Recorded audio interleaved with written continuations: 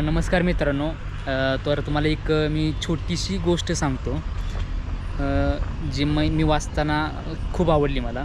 तर एक शिल्पकार होता. त्याने बाजारातून एक मोठा दगड विकत आणला आणि आजूबाजूची लोकं त्याकडे बघून हसायला लागली. हा तर दगड आहे आणि तो ह्या दगडाचं काय करणार? तर तो शिल्पकार घाबरला नाही. त्यानं घरी जाऊन त्या दगडावर वार करायला चालू केले. 1, 2, 10 नाहीतर शेकडो वार केले आणि त्या दगडातून एक सुंदर मूर्ती घडवली.